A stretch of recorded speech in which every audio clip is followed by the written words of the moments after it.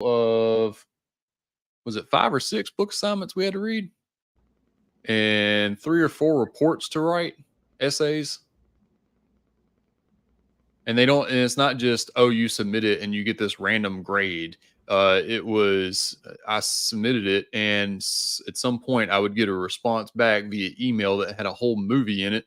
And I got to watch Chris dissect it live and talk to me and give me feedback. And what I really liked about this is something I've never had before in all the college and high school stuff I've done, excuse me. uh, it's almost like he was understanding me for who I am each time he read it. And the more feedback he gave, or the further along the feedback came, the more it was tailored to who I am. And I very much respect and love that. I don't know if I've gotten that anywhere else, because we all know how school is in college. It's a money maker. It's a machine to take in somebody that pays you money, assign them assignments, grade them, and kick them out. And hopefully they pass. This wasn't like that at all. They were very invested in making me the best instructor that I am, not who they think I should be or anything like that. So anyway, 6 months of all of that. And then of course the friendships you build along the way are just the cool little cherry on top. That's pretty awesome. So Chris, let me ask you a question on this. So just kind of starting out the whole process, and I'm hearing, 6-month-ish process to get through reading books, book reports, personal interview, feedback from the instructors going to the students. Does all this stuff come through for, number one, to have that person make sure that they're going to be committed into the program? Does it give it the value to where the instructors can actually look at who they are and their intellectual side on how they teach and what they think and how their grammar is? Is it just kind of an all wrapped around process? Is that why it's doing it for 6 months? Well, I think some of that. I think 6 months is really about how long it takes to get through the material and really hash it out. It's not cursory. So really, from a student perspective, you're looking at probably 120 hours of investment over the course of your cohort. So one, we want to make sure that that person can commit to it, because we do absolutely by design run smaller groups of people. And that community is certainly important to the overall learning experience. So what you don't want is, if by any means you can avoid it, is have dropouts or people that think it's literally like a cert mill kind of thing, because it is not. We are highly, highly, highly motivated to find the right people and help them get where they want to go, but they have to be engaged and they have to want to do it. The other end of this is a program for professionals. We make no qualms about that. So we want people to actually have a background in instructorship. It doesn't have to be dramatic, but we want them to have taught some people. We also require recommendations from their student body, as well as other people they know, to come in. So really, it's more to make it effective and to control like the upsets. Now, does someone need to be a college graduate and be able to write incredible papers? No, that's not really the intent. What we do expect is someone puts forth the effort to try and better themselves. So I would be careful framing it, because I don't want people to go, oh no, I could never do that. Well, you can, if you want to, and you're willing to put in the work. Very cool.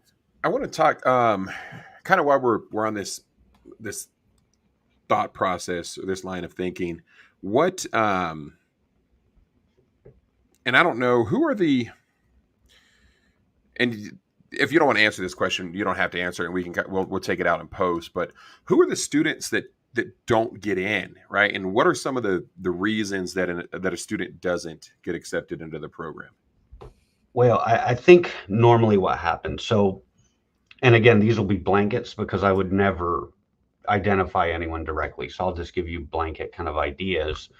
You may get people that, really can't shoot. They struggle and they can't do it. And we'll even work with those people to help them. I mean, we're not an alienating kind of idea, but you could get someone that just they're not really in it. So we have a very, again, strong ethical kind of compass. And that's really why you want something written by them, or a video, or we'll do an interview or something. It's almost like a job interview. It's selective.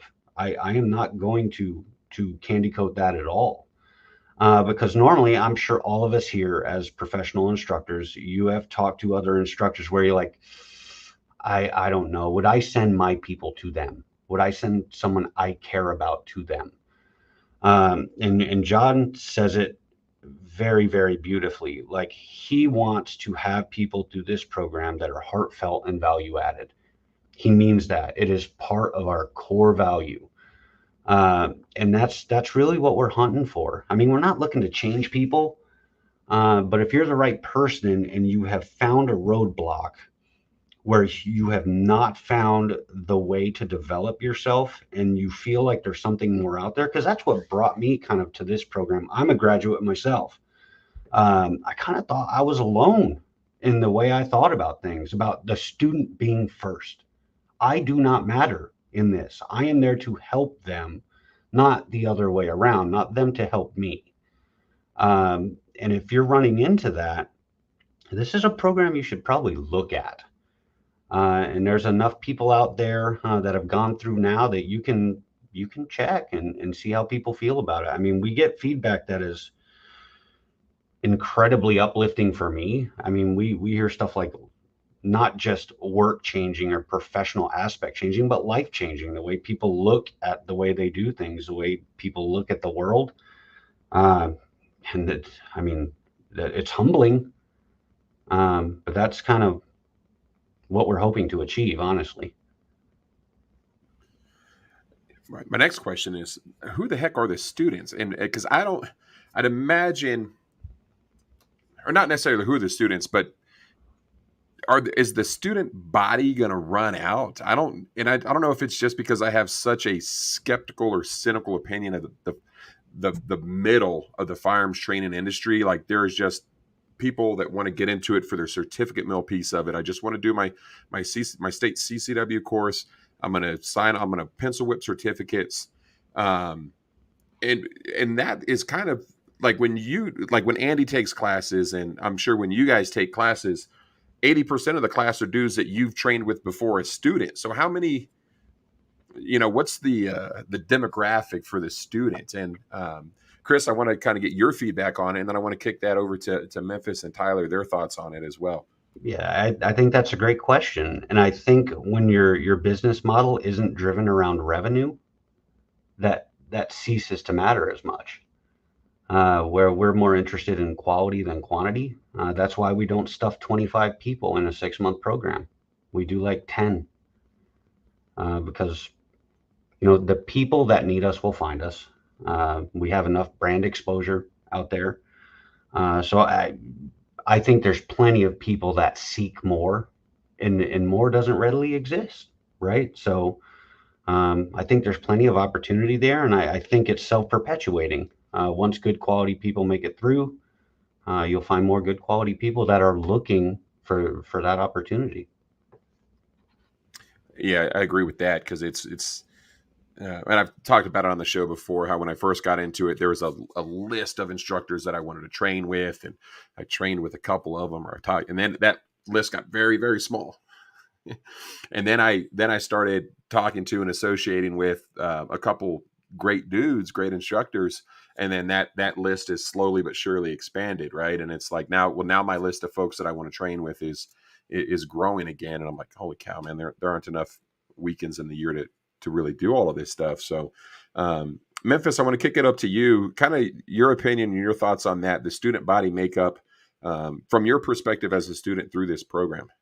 Do you feel like there's going to be a growing student base that will want to invest the time that it takes to go through a 6-month program? Oh yeah, absolutely. I don't have a doubt in my mind, because when I was done with this program, I had people hitting me up or like, "Hey man, like, is this thing really legit? Because I'm looking for something." I think that the certificate meals are getting enough traction to where, it's not really just a step up anymore. It's required. Particularly in the circles that we typically run in. Now, your gateway instructors, yeah, they're still going to benefit from, just having an NRA certificate or a USCCA certificate, because the guy that signs off that you're authorized to teach in this state, the guy up in, Nashville or Jackson or, like whatever your state capital is, they're probably not going to know what range master is. They're probably not going to know, a lot of these bigger names. So they need to see NRA or USCCA on your certificate. But everybody kind of knows that there really should be something else, right? There's a lot of folks out there that are looking for that second level. So if you want to become real quick, Memphis, I want to cut yeah. you off on that, because I think I want to fix what you just said. I think everyone should know that there's more than this. And I think that's kind of where Jeremy was getting to, of being kind of cynical about the gun industry, because, in our circle that we see, because I kind of feel like I'm in that circle too a little bit, all of us believe in more training, more knowledge, more learning, but there is such a vast amount of people that are satisfied with the NRA or the USCCA cert, and that's it. So, and I just wanted to throw that in there. I'm sorry I interrupted you, but Yeah. I just kind of feel like that's an important thing to say, that I just feel like more people should know. Does that make sense? Yeah, it does. And we should define that. You know what I mean? Because I think there's this distinct difference between someone that just wants their permit or someone that just wants to be an instructor, and someone that actually has a need to defend themselves and their families.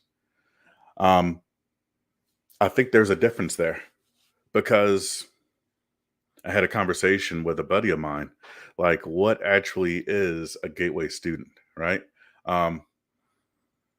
If someone just shows up to a class and all they want is their armed guard certification, if that's all they want, they just want their piece of paper. Or if someone comes to a class and all they want is their permit, is that really the type of student that is that really the type of person that's part of our community? Because I don't think that they are. Like, for instance, I'll give you an example. So you can drive a car, right? You can own a car and you could drive it to work and back every day, but that doesn't make you a car guy. Like you're going to say things like there's no replacement for displacement. Like, you're going to know what torque differential is. You're going to know, like, you're going to change out your own battery, your own spark plugs, your own oil, your own everything. Most folks nowadays aren't going to do that. They're just going to get in the car and drive. And I see that same thing happening with firearms. They're going to buy a firearm. Does that mean that they're actually a defensive practitioner? Jeff Cooper would say that just having a gun doesn't make you armed any more than having a guitar makes you a musician. So I think that for us in our community, I think there's a difference there. And the folks that we talk to, the folks that we have these conversations with, I think our people are looking for a next level. Can I hop in real quick, because I kind of want to touch on what he was saying. Another thing I think is super important from a student perspective. Let's move away from us as instructors talking about it. From a student perspective, if you run into an instructor that specifically got their certification so they could put instructor behind their profile name or something like that, you as a student are going to know that really quick when you spend your money to go work with them. Now, is that saying that they're bad at what they do? No. But you'll also know when you go find a seasoned or capable professional that is good at what they do.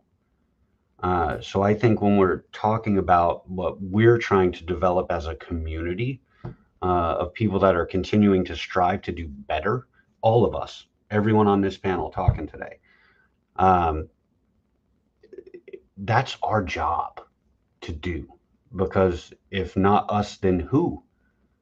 Who else is going to do that for us? So, I mean, everything we can do to help that community that doesn't know the difference, or maybe we can save them a little bit of finding out the hard way what the difference is.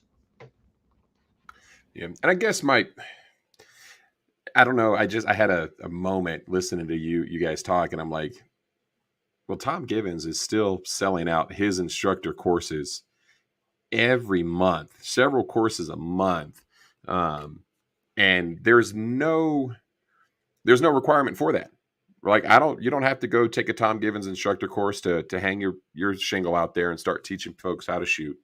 So I get, I'm a little bit jaded, I guess, from my perspective out of Albuquerque, New Mexico. And then I said, well, hold on a second. Tom Gibbons is still selling out $500 and $600 courses, and he's added his advanced, and he's added his master, and now he's added another level.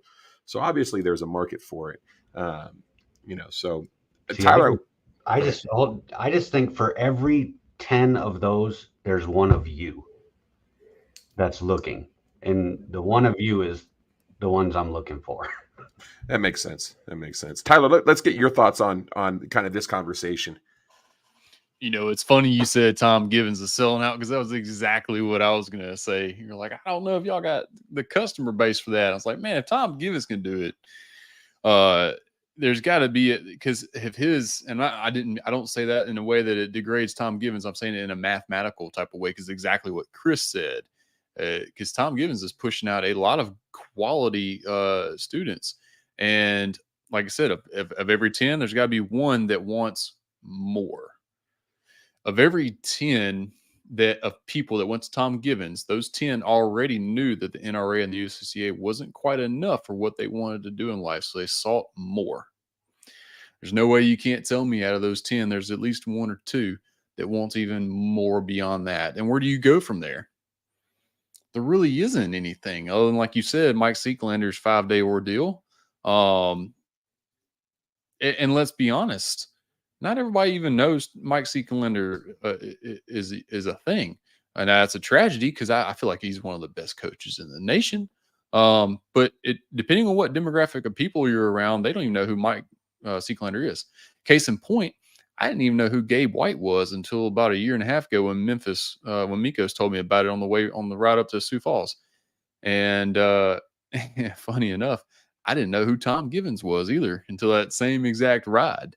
I came from a very different demographic. I was always around USPSA shooters and like SWAT teams and team guys with Rodney. There really was no in between. I didn't know this in between even existed. And I used to think the same thing before I was became privy to this whole different market of defensive shooter, regular citizen people. That, man, this is a really small market. There's no way I can make a living out of this. Now, I still think that sometimes, but now that I've been exposed, if you will, to this whole nother world of people that carry a gun, my view on it has very much changed.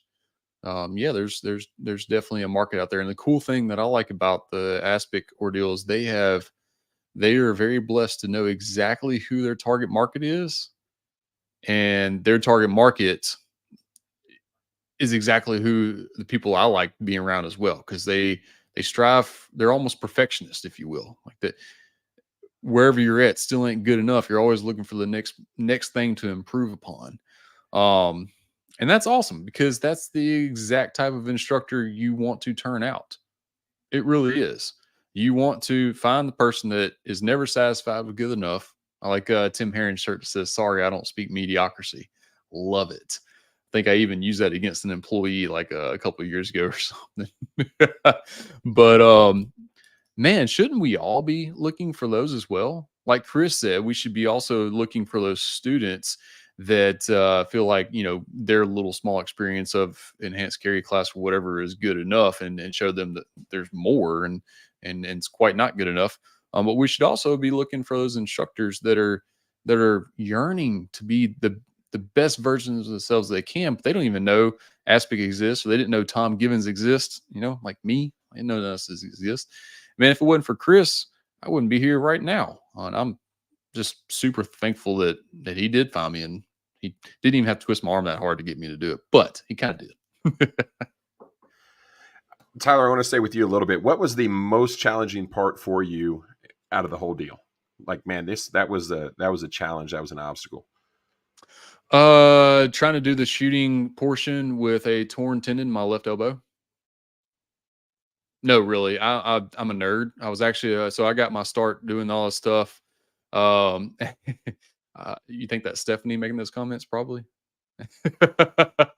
No, That's so probably Neil.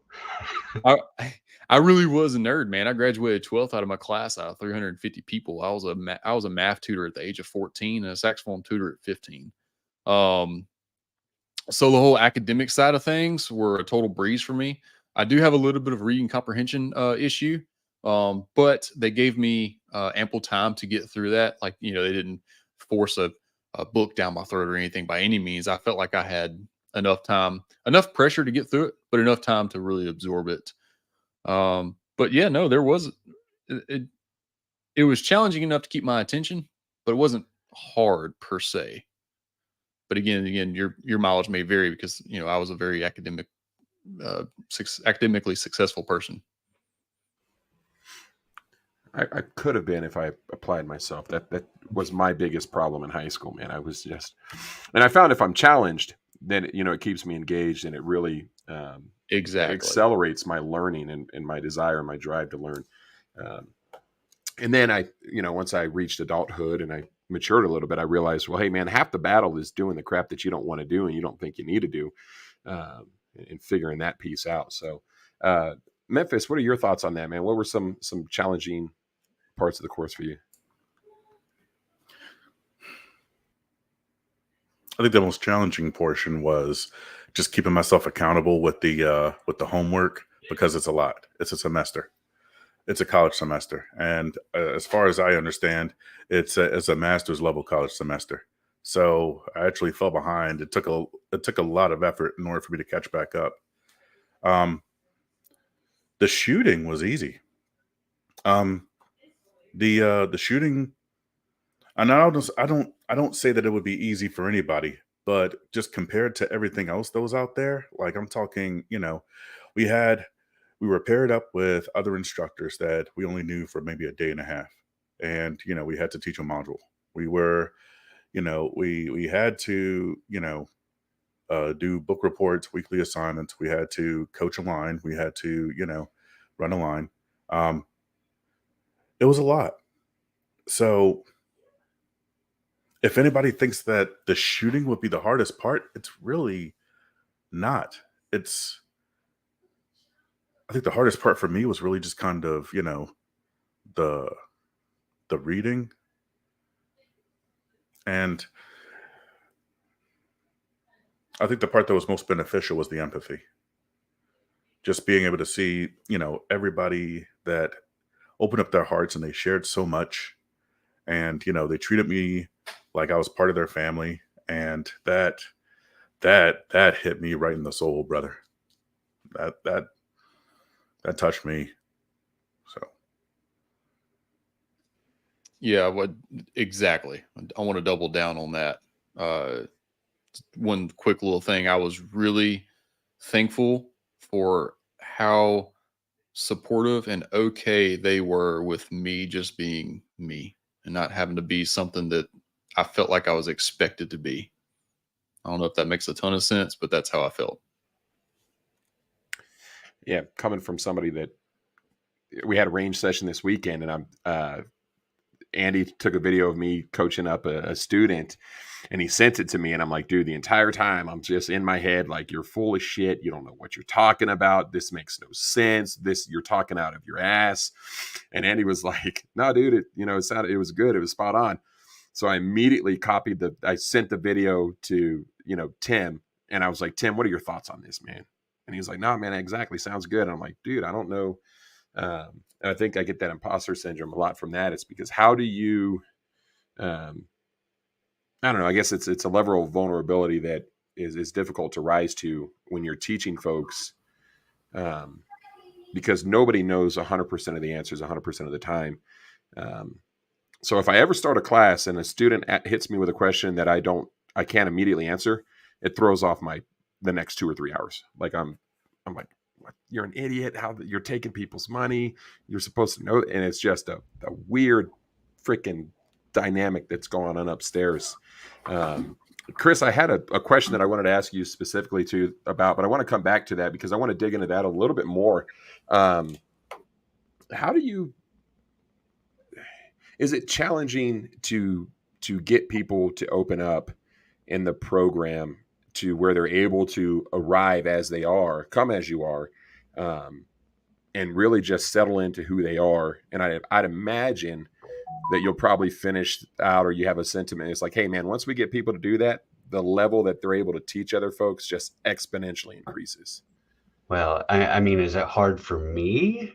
I mean, because I take convention and I light it on fire. That's really why we do so much interpersonal kind of interaction. So when we start any cohort, any class, I mean, any class anyone on this panel has ever done, if they do the introduction phase, that people are just going to say what they think everyone else in the room wants to hear about them, right? So it's a measuring contest. I allow that to happen for about 5 minutes. And then I just start dismantling that, because really, how do you get to the truth or the crux of anything if we're posturing?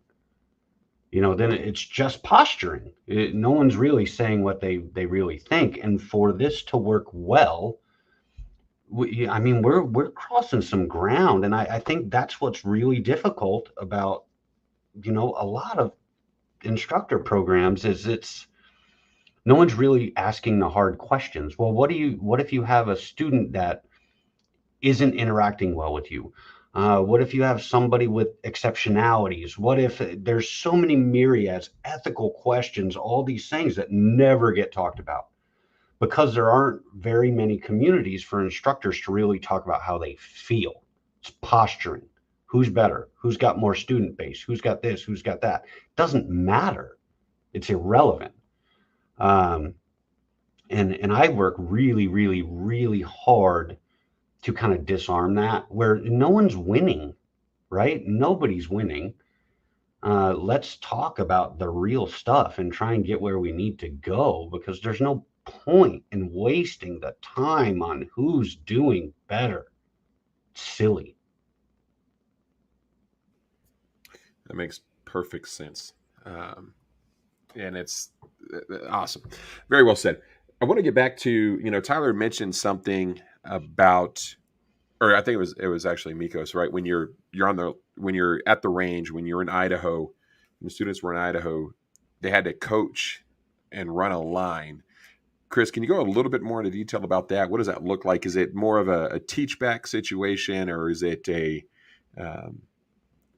teaching folks how to run an effective line? I think it's more about and that normally we're doing that very, very early on in the cohort. So there's a couple things you're trying to do. One, nerves are very, very high. So there's ample opportunity to do some kind of teach back stuff. We'll actually let people break off, and it changes. It's dependent on the group, but we'll figure out, okay, hey, tomorrow you guys are teaching some drills, or we'll kind of mix it up on them. We'll say, hey, well, now you're teaching this, or we're going to give you a topic to teach. And it's an opportunity to stretch. It's not a gotcha. It's just an opportunity to stretch and receive feedback, not only from us, but from the collective group, because that's a big piece of it. A big piece is trying to get this group to start working together, because they're stronger as a whole than they are in their parts. And then as you go through that 6 months together, they become really cohesive and they're supporting each other. And then learning starts happening quick, because it doesn't have to necessarily be 100% guided. So it's dependent. It really depends on the group, how we kind of structure that, because we do honestly structure it to the group we have in front of us. Man, that's so when I show up to a class and when I'm training with folks, one of the things that I'm doing is I'm constantly watching the instructor and I'm looking for, hey, how is this instructor running the line? How did Tom run the hot range? And really trying to steal tidbits and, you know, some information from there, because where do you get that? Even in Tom's range master instructor, you write his IDC, there wasn't much. And maybe I don't remember it, I don't recall it, but I didn't feel like there was much discussion on how to effectively or efficiently run a range. And in an entry level course, that's one of the, you know, I remember back to very early on in my firearms instruction career or whatever, hobby, whatever the heck you want to call it. And a mutual friend, you know, is this person I had worked with previously. Her husband ran a local gun shop here in town, and they were looking to pick up a concealed carry instructor. And I was like, yeah, I could. You know, they were looking for something a couple nights a week just to kind of fill in a void. And I was like, yeah, I'd absolutely be interested in it. And they came out and kind of observed how I ran the range, and it was the worst job that I'd ever done running a range. And partly because I had some eyes on me, partly because I didn't really understand what the heck I was doing with regards to that and how to make it more efficient, more streamlined, how to look at potential safety issues. It was a great learning opportunity, and fortunately nothing negative came out of that. So that was one of the things that I had to pick up kind of on my own through trial and error. And then, you know, now I have some great folks with me, Andy especially, right? So I know if Andy's ever not on the range with me, I'm like, oh crap, man, right? But having Andy on the range there with me, and I feel like we have a pretty good system that's dialed in now. But here it is 13 years later, and I feel like that's something that new instructors should get. You know, so it's reassuring. It's cool to hear that, hey, that's something that's actually getting talked about. Well, that's just to kind of touch on what you're talking about. Some things we've been working in this last cohort is really, really delving into having people create like job aids. You know, so you're really thinking through what you're doing and you're articulating that in writing. Like, how would you teach someone to work for you? And I think that's really what happens a lot of times, where we get into teaching or we get into doing something and we never really 100% took the time to completely flesh that out. Like, think about every aspect of it and then commit it to writing, or at least articulate it verbally. So that's stuff we're always kind of trying to do, new and interesting ways to kind of get people. Really, all of it boils down to getting people to critically think about what they're doing. If they start critically thinking about what they're doing, this is just like any other job. It's just like anything else that you want to excel at. If you really start kind of, okay, let me think this through. How would that work? And you have opportunity after opportunity after opportunity to bounce that off your peers, you cannot help but get better. It's inevitable. I struggled with that a ton 7-8 years ago when Andy came on with me. It was awkward, right? You know, in my personality, I don't want to feel like I'm bossing somebody around. So what that ended up resulting in was a lack of direction, a lack of clear direction. And for the longest time, I held out on bringing on, you know, adjunct instructors or people to come out and help me out on the range. Because a lot of those folks didn't show the initiative, right? Andy was the exception to that. And then another instructor that we work with regularly, he came recommended from my NRA training counselor. But it's one of those things where it was a complete lack of direction on my part.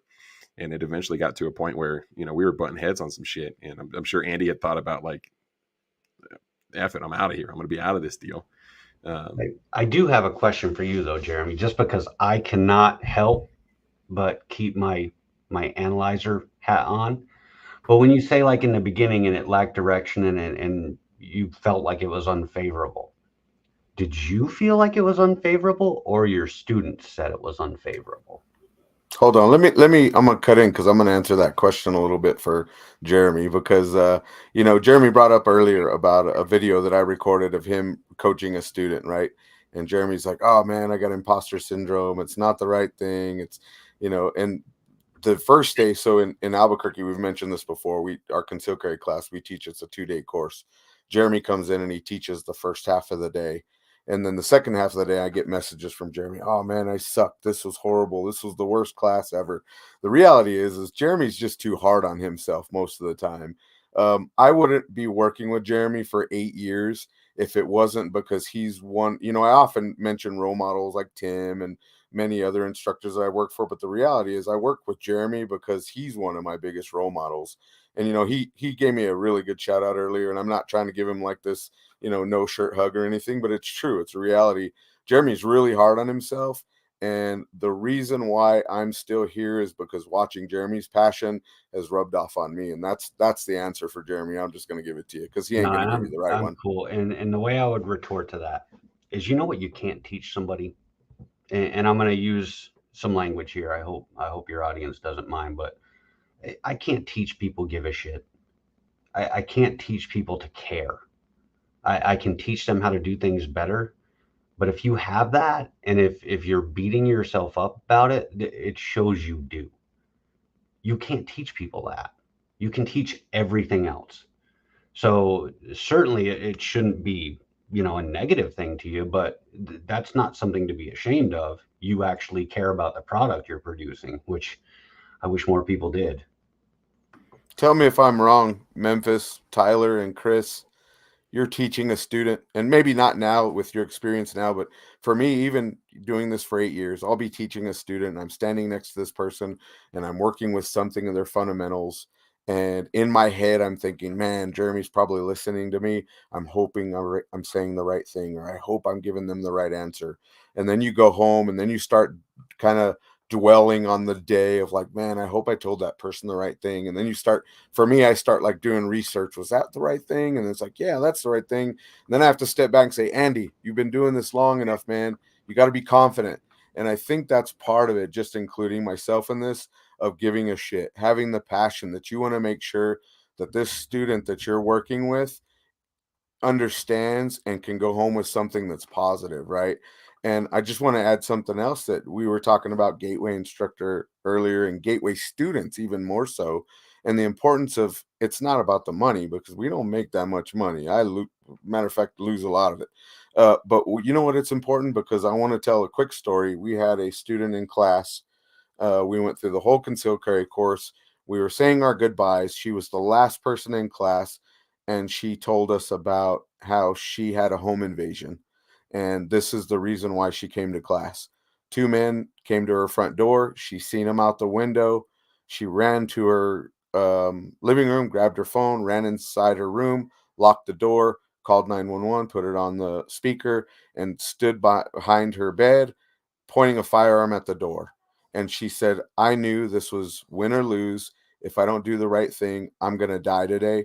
And I didn't want to do that. And she goes, once I succeeded from that, I felt like I needed to come to a class to where I can better myself to make sure I have the confidence, if it was to ever happen to me again, that I know what I'm doing, right? That's that passion right there. That's why we're here. That's my opinion. That's just my comment on it. I'm great at segues, so I think I'll take it from here and we'll kick it back over to the class. I'm terrible at segues. I do this thing where I have students visualize their funeral. And then I'll usually end my half of the day, and then I got to go do my full-time gig. I'm like, all right, guys, you have a great rest of your day. Enjoy lunch. And I'm out of here. I give a little discussion. I'm like, hey, because that's what's on the line, right? It's not just this, I get to carry a gun around because it's a cool thing. No, it's, hey, man, if you ever have to pull the gun out and it's a justifiable self-defense deal, that means your life is on the line. It's your life and your freedom, and it's our job to make sure that you stay out of jail and you stay out of the morgue. You have people that care about you and depend on you. And we've all had students in class where it's like, well, if I was with my wife, I would do it this way. If it was, they were doing that to my wife, I would stop it at this point. But if I was the only one involved, then, I would let him come up and talk to him. And it's like, well, hey, dude, that's not the dude. Or hey, dude, that's not the deal. Right? You're going to alter your behavior because he's a risk or there's a perceived risk that he might pose to your wife or your significant other or your husband. He can still pose that risk to you, man. And you owe it to that person that you're willing to die for to not die for them or not die for some shithead at the gas station. So it's it's kind of a thing where it's like, hey, dude, it's serious business when you get down to it. A lot of this stuff is fun and enjoyable, but at the end of the day, if you have to pull your handgun to defend yourself and it's justified, that means if you didn't have your gun, you were probably going to die. Right. Before we move on, can I jump in one more time? Just because you guys are saying stuff that it's getting.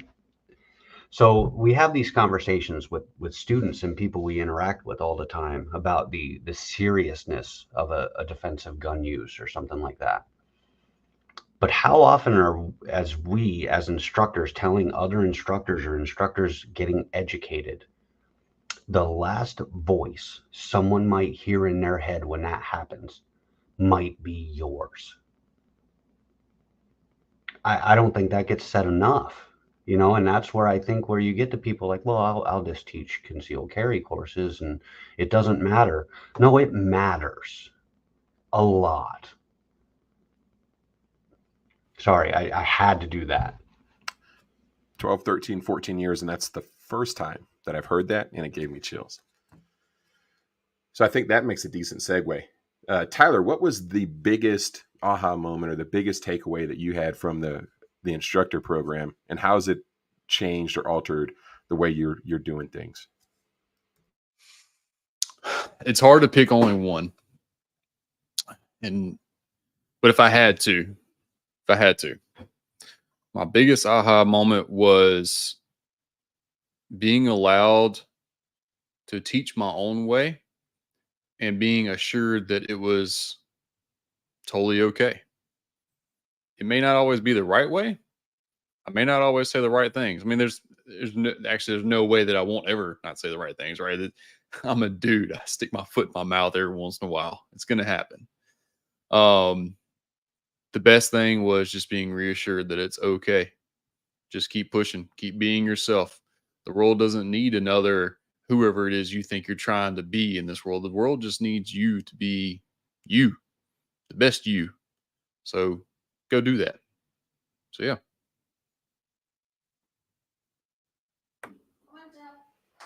And Memphis, same question to you, buddy. What was your biggest takeaway? It was the second day, and we were paired up. I think they intentionally paired us up with folks that we didn't already have a rapport with. The instructor I was paired up with, her name is Paula Davies, and she was struggling. She needed confidence. She needed a friend. She had friends. She came with a cadre from Northwest Arkansas. Like the people that she brought with her to the class were exceptional. They were extraordinary. They were nation class. They were world class instructors she brought with her. But you could tell that she needed a little bit of extra confidence. And I think it was then when it finally hit me that it wasn't what I knew that she needed. What she needed was she needed trust. She needed me to trust her. And I think that taught me a lot about mentorship right there in that moment. It wasn't really about me. It wasn't about what I had accomplished or what I had done or why I am there. She needed me in that moment. And so, I started off the lecture, and when it came time for her to speak, I told her, hey, look, this is Paula Davies. She's a friend, and she's someone that I trust. And when she talks, I listen. I needed that class to understand that I needed them to trust her the same way that I trust her. And then I needed to trust her.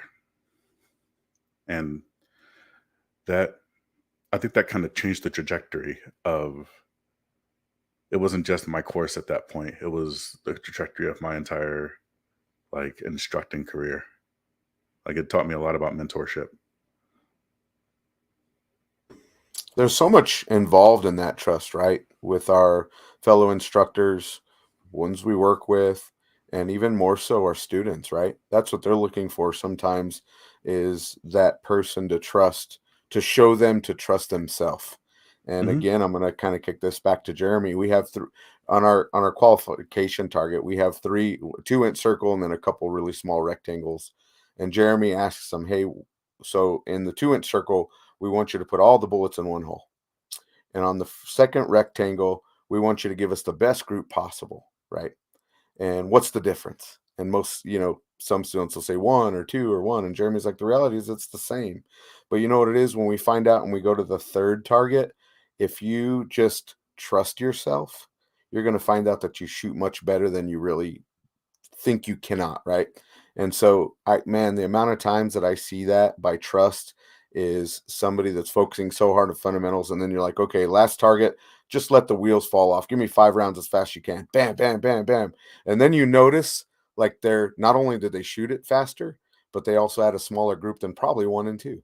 So I think trust goes along with the student too. I want to step back real quick because maybe I misunderstood. So this whole course is a 6-month course. There's times that you guys will get together. Is it so when you get together to do the drills, the mentor coaching, and all those things? Is that like a weekend thing, or is that a 5-day thing? I might have misunderstood that part. It's a 3-day. So we have a 3-day in person. The majority of the course is remote. It's remote and self-guided learning.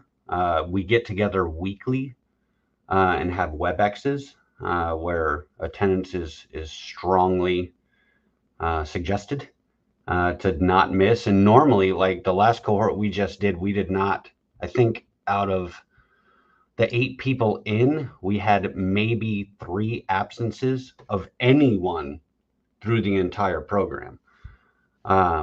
So really what happens is we try and structure the in-person very early on, because what we want to do is try and instill that community very early on. Because once they get together and they know they can disarm, they know, okay, we can really trust each other. It's not just internet talk. Then kind of everything kind of settles down and people kind of get where they need to go.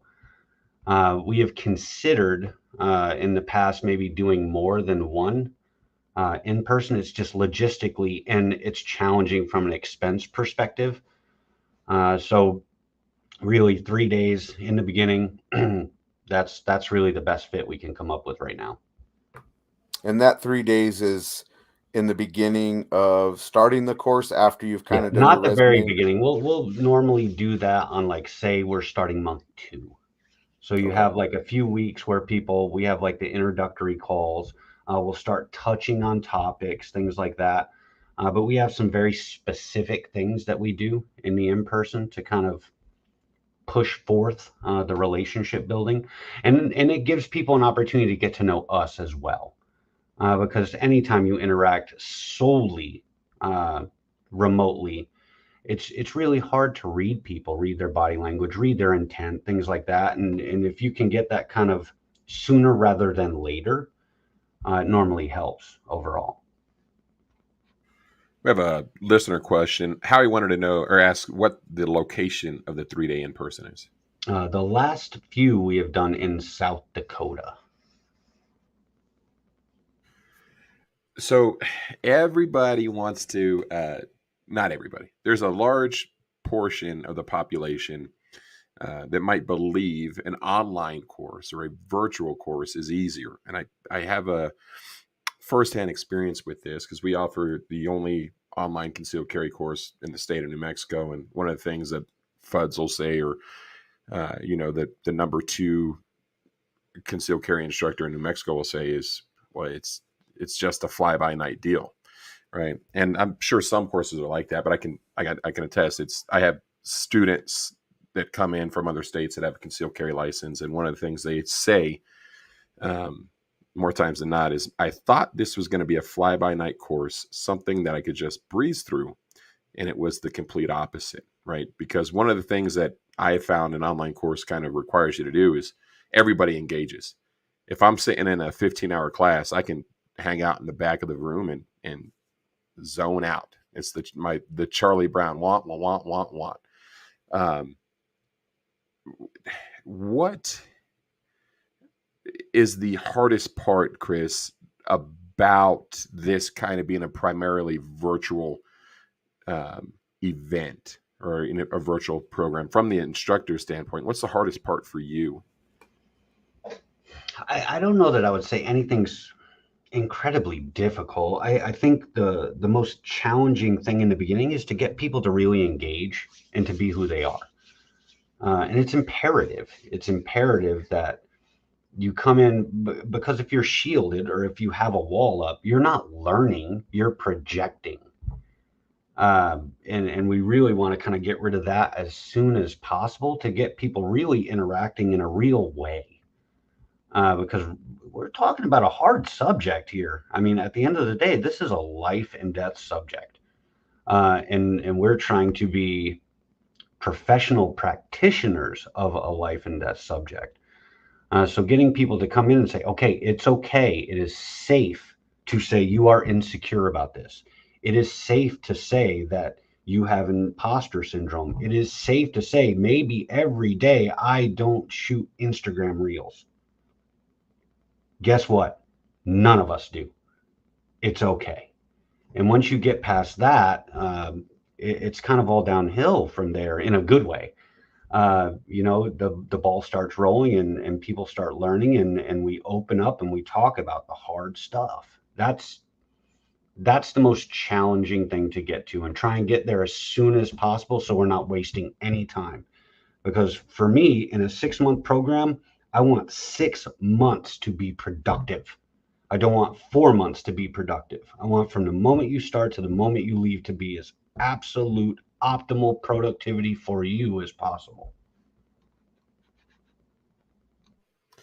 I'll say right quick that Chris and the crew, the ASP crew, breaking down that wall that I had and me projecting who I thought I was supposed to be over it was, I'm telling you, it wasn't just the best thing for me to be an instructor. It was the best thing for me to be who I am. Like I'm a better companion. I'm a better friend. I'm a better employee. I'm a better boss. I'm a better now husband, all because of them taking that wall away and me never building it back up. Yep. And it's because they don't want the polished you, they don't want the perfect, the professional you. They want you. They want the honest to God you. Well, they haven't met me, so maybe. No, I'm just playing. There's still time. I'll change your world. You'll be like, oh man, we gotta rethink this entire deal. Maybe we do want a little bit of polishing. That sounded like a challenge. Did that sound like a challenge that Jeremy said I couldn't crawl up in his head and knock some walls down? Oh, challenge. Challenge. I don't know. I'm a very weird, like, psychoanalytical person. And I don't know. I think that's all ego driven, when I get to the root of it. And we could probably spend another 3 hours just, talking through some of my thoughts and on all that weirdness. But I want to I want Memphis and Tyler to talk about, go into a little bit more detail. Why not just chill with the range master cert instructor, the instructor certs that you guys had, and just kind of keep plowing away at what you were doing? Why take on the commitment? I think I'll go first. I think it's because I had done everything else. Not everything, but I did the range master. I did, less lethal. I did, I went to, the mountain and talked to the sages. Like, I think it was 2022. I racked up like 300 hours of training. Like, it was just, I had done everything else. I'd won the matches. I'd gotten stuff. It was very fleeting. It's very fleeting. Once you win all the pens and the patches and the medals, and it's all very fleeting because it's all just built up on you, And when I'm done, all that stuff is worthless. No, I I want others to be able to believe in themselves the same way that I was able to believe in myself. And that is so much more rewarding when you can, you can hang out with like Paula for 20 minutes and now like she's that much stronger. Like she benefits from your being there. That's awesome. And I don't have to be proud of myself for that. I can be proud of her for that. And that's just super liberating for me. So I don't think I get that from any other class, Like Tom is a wonderful person. I love me some Tom Gibbons. Buy all his books, listen to everything he does on YouTube, everything, right? Everything. But active self-protection, instructor certification, this thing right here fills a void that I don't think I'd be on this track if it wasn't for that. And it definitely, like I'm talking at 100% changed the way that I look at teaching. They don't have to they don't have to get to my standard. Okay. I need for them to build standards for themselves. So that's what this did for me. I gotta live up to Tyler's standard now. Because that pudding patch, man, it's kicking my ass. Like I don't understand. Dude, it's kicking mine too, man. I invented the dang thing and I still ain't got it. It's just three touching bullet holes from 10 yards, right? Yeah. Yeah. I think I got it Thursday, but I didn't want to overlay it while doing a live recording type of thing. But I don't know.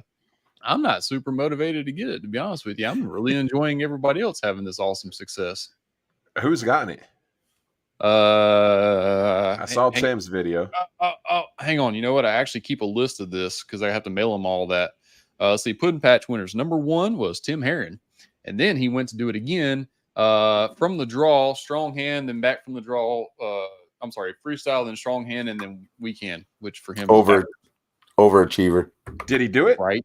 He did it that way? He did it. Of course he did it. Come on.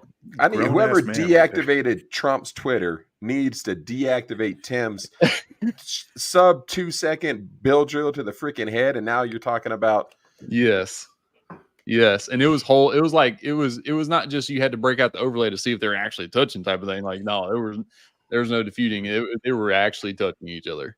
I wish he was an asshole, so I wouldn't have to, you know what I mean? Like, feel good that he did that. So Harley Tutt, Aaron Banks, Keith Tyler, Eric Wise, Nick Nider, Paul Dugan, Dan Brady, Garrett Neal, and Bill Blowers. So far that's the list. So let's talk about it real quick because he briefly mentioned it. 3 holes touching the same bullet hole from 10 yards. Does it got to be videoed and submitted to you, or how does that work? Let's see. Here we go. Oh, sure, that's loud in that microphone. Sorry. Let's see. Yep. So your group needs to look like that ish. There right? It is. Something about like that. So you get 3 shots, no makeups, 10 yards, no time limit, 357 caliber maximum, and only 3 attempts per day / range visit honor code on that one.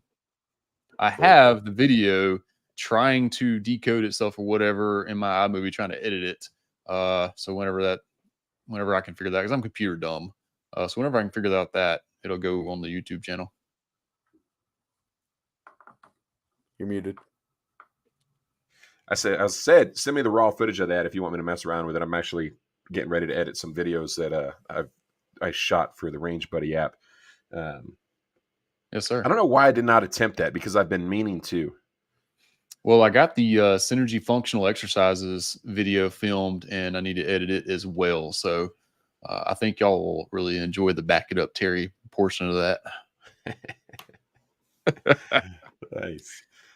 Awesome. Hey, this is, the only thing I'm worse at than shooting is podcasting, I think. And Chris, I want to make sure that we covered everything and we gave the instructor program its due respect. Is there anything else that we should have been talking about that we haven't touched on yet?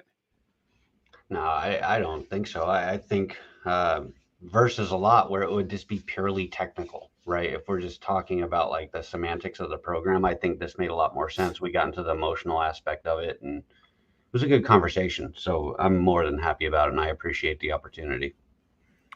And the follow-up that I have for that question is, what do you want Memphis's and Tyler's students to have benefited from? Like, how do you want this to impact their students? How do I want the program to impact their students? Yeah. This is an interesting one for me. I think I'll put it like this. So I think both of these gentlemen have heard me say this at certain points in conversation. When people are struggling, I wish they could see themselves the way I see them. And I hope their students can see them the way I see them. The faith and the pride and the care that I have in those men, because they have impressed me greatly. They are peers to me. They are not students of mine. They are my peers. And it's a rarity anymore to find people that really care. And I am afforded such great opportunity to work with people that really care. So I hope more students find them, or people like them, someone that actually cares about them. That's beautifully well said. I think we'll wrap up here in just a second on that. Would like to remind everybody to get out and check out the Range Buddy app.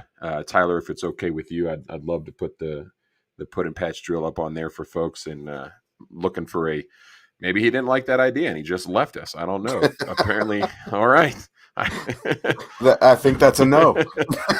No, you could have just said no. You didn't have to leave us.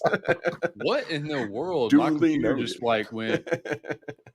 Man, I really do hate computers. All right, something about The timing was range- perfect. Yeah, It was perfect. I was like, hey, Tyler, if it's all right with you, I think I'll put the put and patch drill up on the Range Buddy app and make it the featured drill for the rest of August. And you were gone. So I don't know what in the world. I'm sorry. I'm so sorry. I don't know what I clicked or button. I don't know, man. I ain't computer savvy. If it ain't meant to go boom, I ain't too good with it. But no, I would absolutely love that, man. That'd be great. Awesome. And for the listeners, for the viewers out there that aren't familiar with the Range Buddy app, I'm going to plug it one more time. It's a collection of over 130 shooting drills. They're all supported by the required target type. So if you go out to the range and you have a B8 target or you have a USPSA target, you just select that target type and it will give you a list of drills that you can shoot with that target.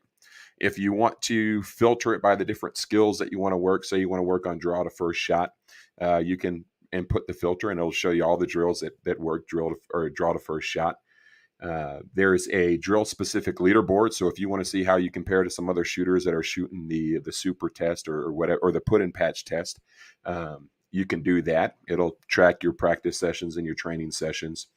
My favorite part of that whole damn deal is the virtual firearm instructor component of that. I love messing with command targets. When we go out to the range, I always had the most fun when we would challenge each other. We would give each other commands, red, blue, yellow, whatever the heck it was, because it just added a little bit of dynamic randomness, which is a term that I think I made up on a few episodes ago. But it kept it fresh, and it made it more difficult for me to game that string of fire that I was about to shoot. Right. So what the virtual firearm instructor does for you is you input the different color commands, number commands, or shapes that you would like to shoot. You enter a par time. If you would like to work on multiple strings of fire or shots, 2 or 3 shots at a time, you could enter your splits. So say you want to work on, quarter second splits or 0.18. You say, hey, that's my split par time, and it'll automatically calculate and adjust the overall total allowable time that you have. In the world of defensive shooting, not every situation is a pull the trigger until the guy stops. So, there's a threat recognition and some shoot or no shoot decision making that's built into the app. So you can enable shoot or no shoot images that will briefly flash. If you want to work on responding to a visual stimulus, you can enable the visual indicators instead of the audible ones. So instead of saying 1, 2, red or blue, it'll flash the number or color on there for you. If you want to work on movement, you can enable the movement command, and it will randomly give you a move command. And you can use your phone's accelerometer, or you can set a movement time for that. So I was out there shooting videos, and I used the phone's accelerometer. So when it detects you're slowing down or stopping, it'll randomly generate or give you another command. And then it'll give you a reholster command after that. If you want to work on a couple, if you want to say, hey, I want you to choose between 1 and 4 commands before giving me the reholster command, it'll randomly choose that number for you as well. Give you a reholster command and a countdown. That way, put the dang thing in your pocket and let it run. When Andy and I are out there on the range, we'll run it. We'll each have our own target, and we kind of run it together against one another. So it's a fun way to mix that up. And I just shot a drill, or I shot a video for a DIY shooting gallery that I think next time Andy and I have a half an hour out on the range. It's a cardboard target. You hang some clay pigeons from it. You spray paint them each different colors. And then the first person to clean their target is the winner, and gets bragging rights forever, for all of eternity. So that's a long way to say, hey, check out the Range Buddy app if you haven't done so already. I think it's awesome. I'm a little bit biased because it's been a lot of work. It's awesome. Awesome. Well, I'm glad you're enjoying it. I hope you're enjoying it. Because at the same time, I'm like, man, I'm the only one that thinks this is a good thing. But I do. I love the shit out of it. We're going to give you guys the rest of your evenings back. I know, Chris, you're a couple hours ahead of us, and you have to wake up in a few hours as it is. We really do appreciate the conversation, sharing the knowledge. It was a hell of a conversation, and I really do appreciate you guys sharing your time. Andy, your thoughts, your wrap up. Yep. Before I give my final thoughts and my thank yous, Chris, do I sense a little Matthew McConaughey in your voice? Can you give me a little all right, maybe? All right. Has anybody told you that? I just keep thinking that I'm I always listening to get the Matthew Johnny McConaughey. Knoxville. Everyone's like, you sound just like Johnny Knoxville. You know, I didn't hear it until you just said Johnny Knoxville. I'm like, oh damn, it sounds more like Johnny Knoxville. You know, sell myself out. I guess. Yeah, man. Thank you guys for coming on. As always, it was a pleasure. You know, I didn't ask a ton of questions because Jeremy was on fire tonight, and I had more statements and questions. And really, me being on this podcast tonight was the biggest benefit because I got to see the front row seat of this great show. You know, it was really, really good and moving for me. It really feels good when I sit with a group of instructors and coaches, Chris, that we have the like-minded beliefs of just a passion of trying to do better.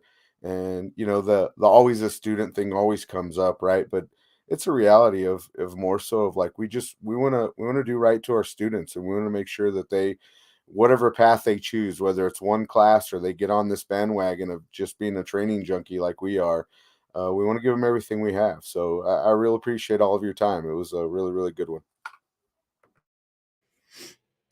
Yes, thank you guys so much. This is definitely an instructor program that I will hope to be accepted into in the near future. I'll talk a little bit more. Somebody. I heard you do. So we really do appreciate you all jumping on and sharing your evening with us. Remember, it's your life, it's your safety and protection, it's your responsibility. Y'all stay safe, and we'll see you next week.